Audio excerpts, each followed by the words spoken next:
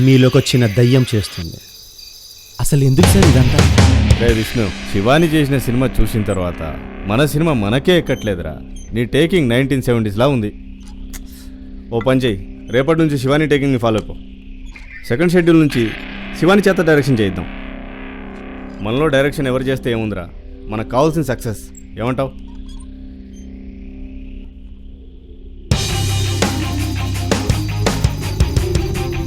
రే, ఇందాకే ఫోన్ వచ్చింది.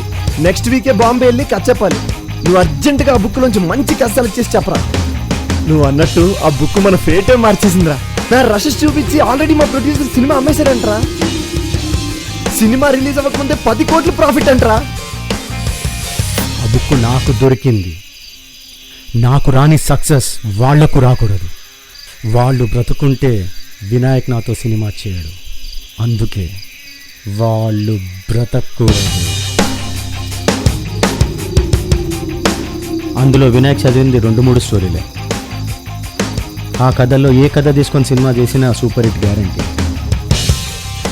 అందులో నుంచి ఒక కథ తీసుకొని మనం సినిమా చేద్దాం. అందులో హీరో నువ్వు, హీరోయిన్ నతాషా. అదే కాకుండా ₹1 కోటి. ఆలోచించుకో. హత్యలు రిస్క్ ఏమో సార్. లైఫ్లో ఎంత పెద్ద రిస్క్ తీసుకుంటే సక్సెస్ అంత పెద్దదిగా ఉంటుంది. నతాషా ఒప్పుకోదేమో సార్. తను ఆల్రెడీ పని మొదలుపెట్టింది.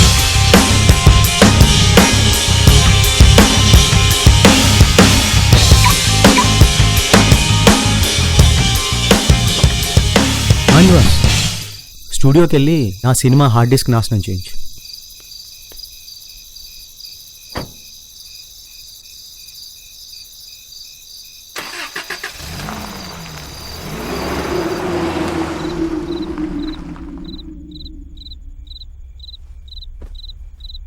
రెడీ?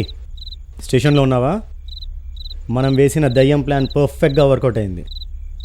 స్టోరీలో నెక్స్ట్ ట్విస్ట్ ఏంటంటే, ఓ 2 రోజులు పోయాక శ్రీనివాస్, నతాషా కూడా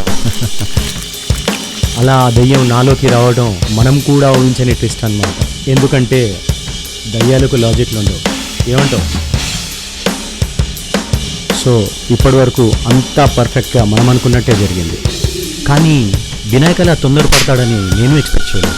but no problem. Murder case మాఫీ చేయించడమే కదా నీ స్పెషాలిటీ. ఏమంటావు? Hello, ready? లైన్లో ఉన్నావా? హలో, ఏంటి సిఏ రెడ్డి లేడా? రాంగ్ నెంబరా?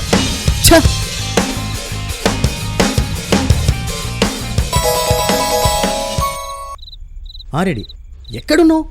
విష్ణు, ఇప్పుడే స్టేషన్ నుంచి ఫోన్ వచ్చింది. వినాయకు చనిపోయాట. వాట్?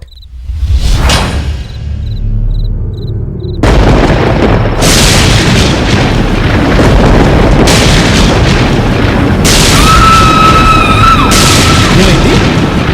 చచ్చిపోయిన శాల నుంచి జైల్లో ఉన్న వినాయకుని చంపేసింది. ఏం జోక్ చేస్తున్నావా? విష్ణు, మనం అనుకున్నది వేరు, జరిగింది వేరు. అసలు శివాని విధాత ఎలా చనిపోయారో నీకు తెలుసా?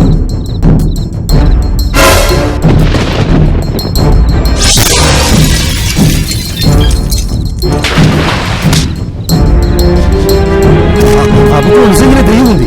ఆ దయ్యం శ్రీనివాస్ నతాషాను కూడా చంపేసింది.